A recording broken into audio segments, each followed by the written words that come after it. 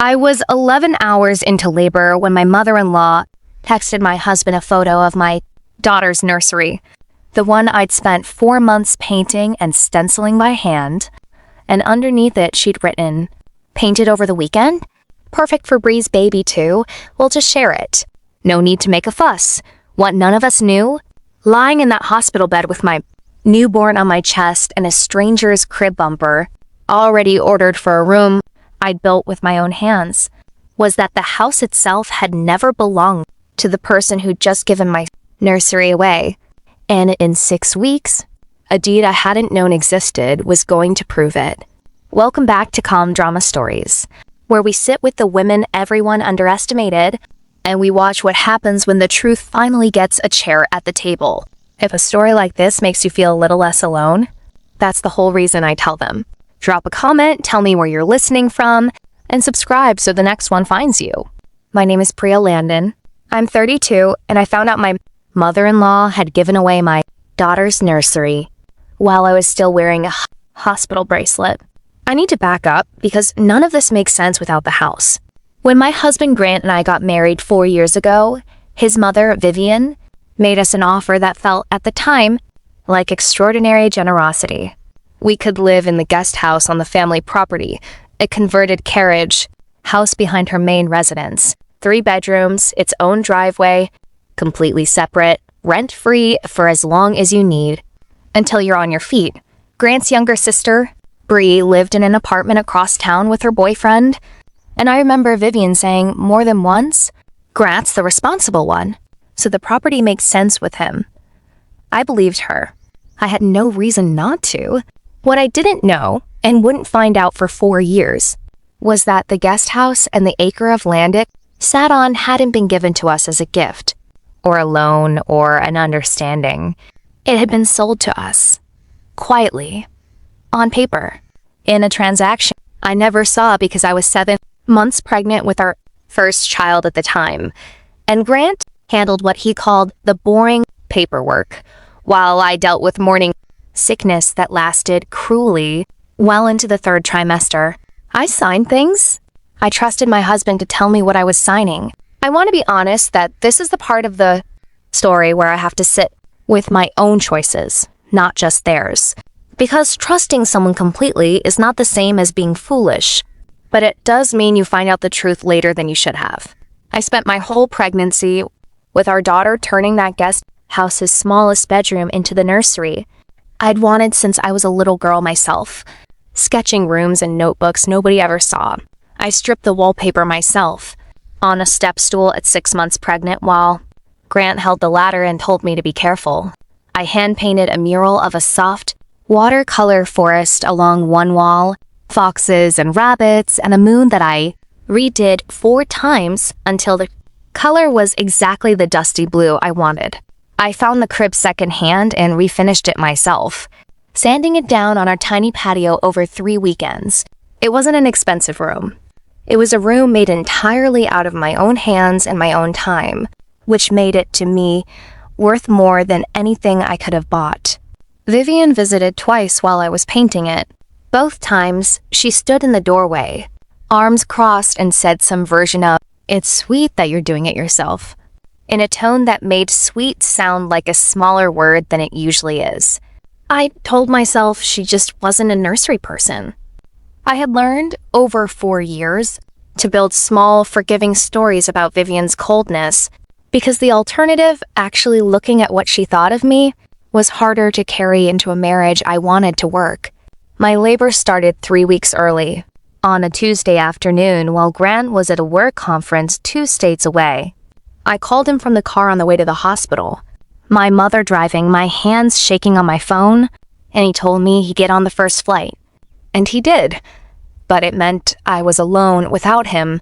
For the first 9 hours of the hardest physical experience of my life, my mother stayed. Vivian, who lived 4 minutes away, did not come to the hospital at all. I remember being surprised by that distantly, in the exhausted fog between contractions, and then too consumed by the labor itself to think about it again. She was busy, it turned out. She was busy repainting my daughter's nursery. I found out from the photo Grant showed me almost apologetically 12 hours after our daughter was born. While I was still in the recovery room with an IV in my arm and stitches I hadn't fully processed yet. Vivian had texted him a picture of the room, my hand-painted forest wall now covered in flat, builder's grade white, with a caption I mentioned earlier, the one about sharing it with Bree's baby, who wasn't due for another 4 months. Grant's sister was pregnant too, I should say, which I'd known, and which Vivian had apparently decided was reason enough to erase a room I'd built by hand while I was in active labor delivering. The child that room was for. I want to be honest about the exact shape of what I felt, because I think it matters more than the anger did. It wasn't rage, not at first. It was a kind of disbelief so total it felt almost peaceful, the way shock protects you before grief gets its footing. I asked Grant very calmly if he'd told his mother to wait. He looked stricken and said he'd tried calling her from the airport, that she hadn't picked up, that he'd assumed, he actually used this word, she wouldn't do anything drastic. I held my newborn daughter against my chest, in the room I'd spent 4 months building for her that no longer existed. And I understood that drastic had apparently always been on the table for Vivian, and I was the only one in the family who hadn't been told. If this story is landing somewhere real for you already, stay with me because it gets worse before it gets better. And then, eventually, it gets much, much better. Subscribe now so you don't miss how this turns. We brought our daughter home 4 days later to a nursery that was, by then, half repainted a soft gray, Bree's color choice, apparently made from a hospital waiting room while I was in recovery with a crib that wasn't the one I'd refinished because Vivian had donated mine to a young mother at church who really needed it. A sentence that still, months later, makes my chest go tight. My forest mural existed now only in photos on my phone. My daughter came home to a room designed by a woman who hadn't visited me once during labor but had found time to erase 4 months of my work in under a day. I confronted Vivian 2 days after we got home. Exhausted, still bleeding, still stitched, holding a newborn who wouldn't stop crying unless she was against my chest. Vivian met the confrontation the way she met everything, composed, faintly bewildered by my upset, as though I were the one being unreasonable. "I thought you'd be thrilled," she said. "You have so much on your plate with a new baby. I thought I was helping. And honestly, Priya, Bree's going to need somewhere for her baby too, and it made more sense to share the space than have you sitting on an entire nursery she doesn't have." She said sitting on, like the room was an asset I was hoarding, rather than a space I'd built with my own recovering, 6 months pregnant hands. I asked her, as calmly as I could manage, whether it had occurred to her to ask me first. She looked at me with something close to genuine confusion and said, "It's my house, sweetheart. I didn't think I needed permission to update a room in my own house." My house. She said it plainly, without a flicker of doubt, the way you say a fact you've never once had reason to question. And something in me went very still and very quiet, the way it does right before you start paying attention instead of just feeling. I didn't argue with her that day. I was too tired, too raw, too newly a mother to fight a battle I didn't yet have the ammunition for. But her sentence, "my house," sat in me the way a splinter does, small and constant, working its way toward the surface over the following weeks while I nursed a newborn at 3 a.m. and stared at gray walls that used to be a forest. It was Grant, oddly, who cracked the first thread of it open, entirely by accident. About 3 weeks postpartum, exhausted and sleep-deprived, in the particular way that makes people say true things they'd normally guard, he mentioned, mid-conversation about property taxes, that our payments due soon. "Same as always," I asked him foggy. "What payment?" He looked at me strangely and said, "The mortgage. On the guest house. You know, the one we've been paying since we moved in." I did not know. In 4 years, I had never once seen a mortgage statement, never once discussed a monthly payment, never once been told we owed anything on a house I'd believed all this time was simply ours to live in as an extension of Vivian's generosity. Grant, seeing my face, backpedaled immediately. Said he thought I knew, that he handled the financial stuff so I wouldn't have to worry, that of course we were paying for it. Nothing in this family was ever really free. I want you to sit with that phrase the way I had to. Nothing in this family was ever really free. 4 years of you can just live here, no rent, we're happy to help, and the whole time, quietly, we had been paying a mortgage that Grant had never mentioned and I had never questioned because I trusted him with the parts of our life I didn't have the energy to manage myself.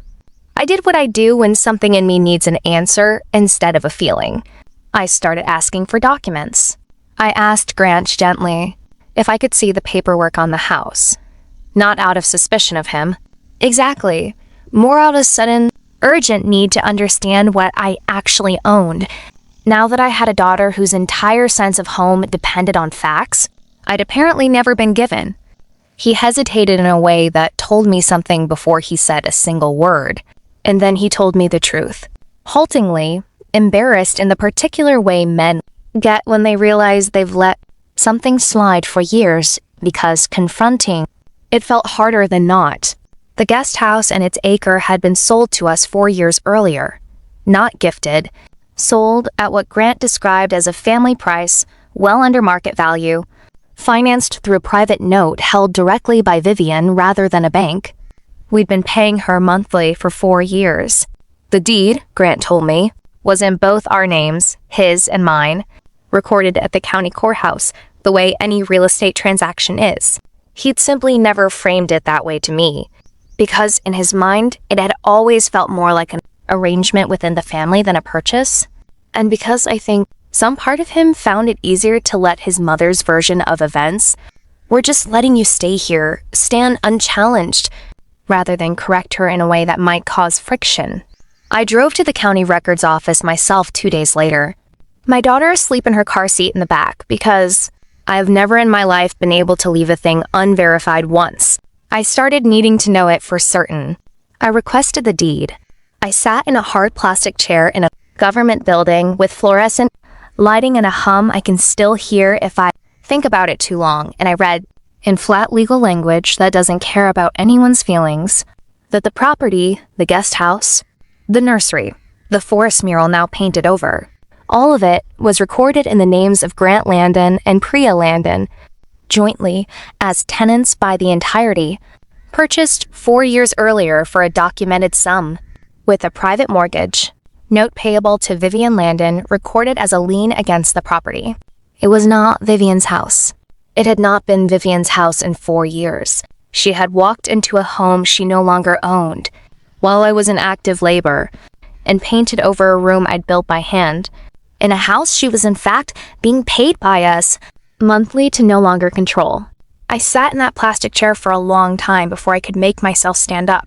I want to be honest about the version of myself that showed up in the weeks after that discovery, because it is not the version I'm proudest of, but it is the true one. And I promised you honest. My first instinct was not grace. My first instinct was a kind of cold, precise fury I hadn't known I was capable of, the sort that doesn't shout, just calculates. I sat with the deed in a folder on our kitchen table, and I thought, quite clearly, about calling a locksmith, about changing the code on the gate that separated our driveway from hers, about telling her plainly that she was no longer welcome on a property she'd spent 4 years treating as an extension of her own authority over people who'd been too tired, too grateful, too conflict-averse to correct her. I actually researched it. I found out in an evening of increasingly grim curiosity that as joint owners, Grant and I had every legal right to restrict access, to formalize boundaries, to treat the property as the fully ours that it legally already was. I drafted in my notes app at 2 a.m. while my daughter slept on my chest, an entire plan for how I'd tell Vivian, in front of Grant and Bree both, exactly whose house she'd walked into uninvited, and exactly how little standing she actually had to have made the decision she made. What stopped me wasn't Vivian. It was my daughter, 3 weeks old, asleep against me in the very room whose gray walls I was, in that moment, plotting a small war around. I looked down at her and thought about the kind of grandmother I wanted her to have, and the kind of mother I wanted to be modeling for her, even at 3 weeks old, even before she could possibly understand a single thing I did. I thought about a woman named Nora from a completely different story I'd once heard, who said you can tell everything about a person by how they treat the one who can't hurt them back. My daughter couldn't hurt anyone. Vivian, in her own way, couldn't either. Not really. Not against someone who now held the actual legal ground beneath her feet. Punishing her with the full weight of what I'd found wouldn't be strength. It would just be the same instinct that had erased my mural, aimed back at her instead. So I did something slower and harder, and I think ultimately more powerful than a locksmith and a changed gate code would have been. I asked Grant to sit down with me and go through every piece of paperwork on the property together out loud, so that there would never again be a version of our life where I discovered a fact about my own home from a stranger at a courthouse. We did that over one long weekend, and it was not comfortable. And it required him to apologize, more than once, for the small ways he'd let his mother's framing stand in for the truth, because it had been easier than correcting her. I told him plainly that easier could no longer be the standard in our marriage, not when it came at the cost of me not knowing what I actually owned. Then I called Vivian and asked her to meet me. Not at her house, not at ours, but at a coffee shop. Neutral ground, where the particular gravity of my house couldn't do its usual work on the conversation. I brought the deed. I set it on the table between us, the way you set down something you want someone to actually look at rather than talk over. I need to show you something, I told her, not to fight, but because I think you've been operating on a fact that isn't true anymore, and I don't think you know that. I slid the deed across the table. I watched her read it, watched a particular stillness come over her face that I recognized now. Having felt something like it myself in that plastic chair at the records office, the stillness of a person realizing the ground they've been standing on with total confidence was never actually theirs to stand on. This is our house, Vivian, I said gently, because gentleness was the only kind of power I had any interest in using. It has been for 4 years. I understand that, in your mind, you are still the one deciding what happens inside it, because that's how it's always been between our families. But I need you to understand, when you repainted the nursery, you weren't updating a room in your house. You walked into mine while I was in labor and erased something I built in a place I actually own. She didn't apologize. Not fully. Not in the moment. People rarely do. All at once, when the story they told themselves for years turns out to have a different ending than they'd assumed. But she went quiet in a way I'd never seen from her. And after a long moment, she said, I didn't know Grant had. I thought we were still helping you two get on your feet. I didn't realize you'd already... She stopped. She didn't finish the sentence, but I understood it anyway. I didn't realize you'd already stood up. I didn't realize the ground had shifted out from under the story I'd been telling about my own generosity for 4 years. I didn't ask her to fix the nursery.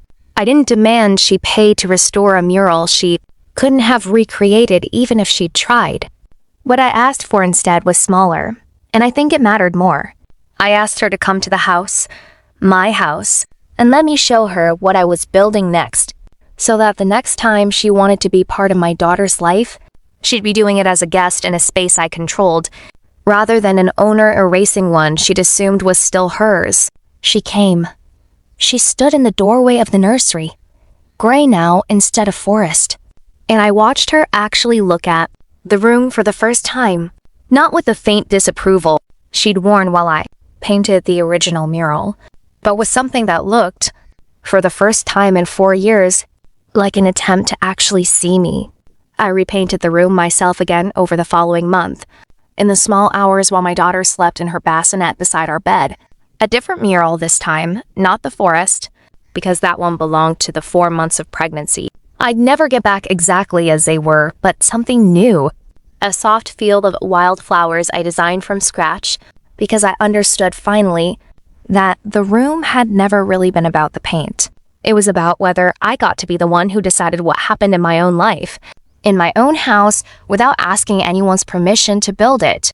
Bree had her baby 4 months later, in a room of her own, in her own apartment, decorated by her own hands. She and I are, if not close, at least honest with each other now in a way we weren't before, because it turns out a shared understanding of Vivian's blind spots can do more for a relationship than years of forced holiday dinners ever managed.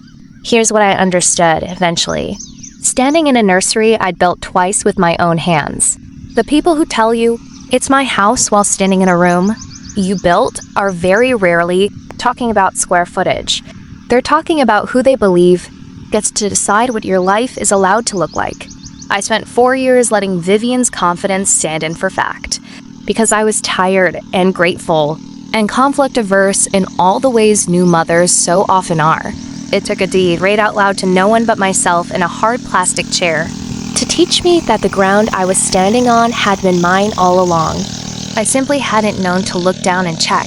If you've ever had someone erase something you built with your own hands and call it help, I want to hear about it in the comments. And if this one stayed with you, subscribe, because the next woman who finds out whose house she's really standing in is already walking through her own front door.